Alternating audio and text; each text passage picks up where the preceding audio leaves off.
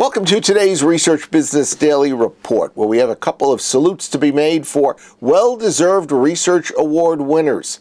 And then we'll hear from an expert on customer centricity, who will discuss the obstacles that need to be overcome in order for that to take precedence over the many other metrics that are focused on by companies. RBDR is sponsored today and all this week by Nuance, offering multi-language verbatim coding services that help their clients quantify the meaning of open-ended answers. Nuance is a decision analyst company and a true expert in the coding area. And so we will give you a link at the end of today's report that will help you learn a great deal about that very vital area. A pair of important awards were bestowed this week by the research industry.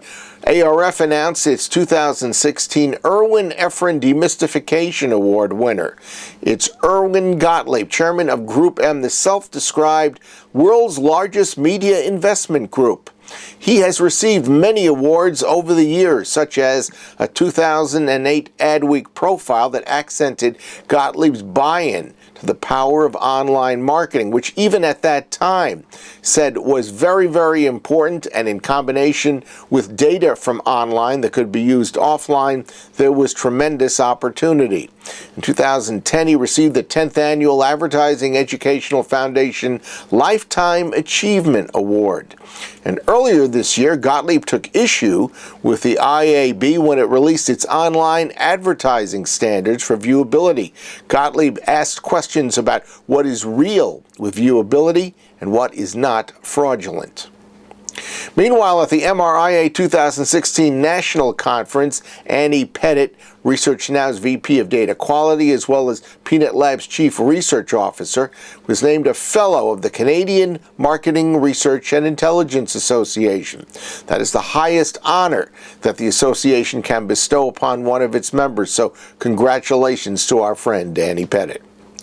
During this past week, I attended Casro's Technology and Innovation event in New York, and there I heard Denise Drummond-Dunn, president of C3’s Centricity, speak about client companies' seemingly inevitable path to shifting their current considerations, which are numerous, to one that is based almost entirely on satisfying customers. Afterwards, Denise and I spoke about factors that could drive the launch of that kind of a transition.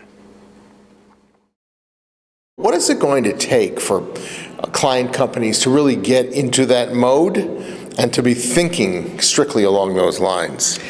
Well, customer centricity is a journey, it's not a destination, so they will have to constantly think about putting the customer first. And it's not only in market research, in marketing, in fact, everything they do. Think customer first. Right. We're not having a lot of buy-in from the research side, though, and it leads me to believe that maybe we need to make the target the C-suite. It should be a top company objective.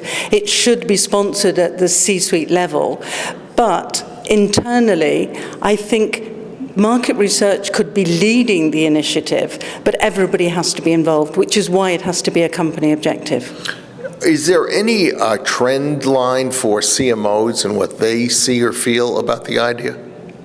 CMOs, I think, often think about brand rather than people. It should be the same thing. It often isn't.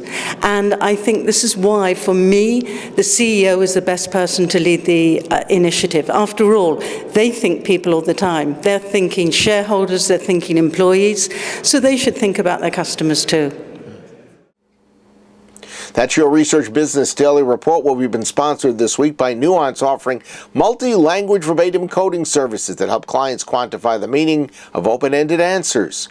Nuance is a decision analyst company, and it asks, what do you really know about coding and market research?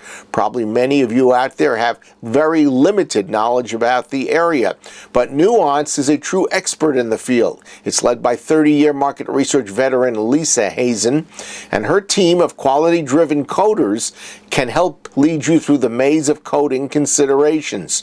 And Lisa has prepared a think piece, which we are linking to.